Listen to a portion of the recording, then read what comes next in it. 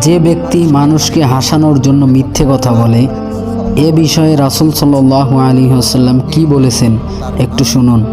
যে ব্যক্তি মানুষকে হাসানোর জন্য মিথ্যে বলে তার ব্যাপারে রাসূল সাল্লাল্লাহু আলাইহি ওয়াসাল্লাম কি বলেছেন? এ, তার নাক ধুলিমলিন হোক।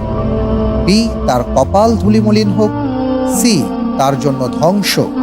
ডি, তার জন্য জাহান্নাম ওয়াজিব। সি, তার জন্য ধ্বংস। সি, তার জন্য ধ্বংস। জি, আমি কি লক করে দিব? ইনশাআল্লাহ। ফ্রিজ করে দেয়া হোক সি, তার জন্য ধ্বংস। আপনি যে উত্তরটি দিয়েছেন আপনার উত্তরটি সঠিক উত্তর। আলহামদুলিল্লাহ। রাসূল সাল্লাল্লাহু আলাইহি ওয়াসাল্লাম বলেছেন, সেই ব্যক্তির জন্য ধ্বংস যে মানুষের মাঝে মিথ্যে বলে তাকে হাসাবার জন্য বা কোনো জাতিকে হাসাবার জন্য।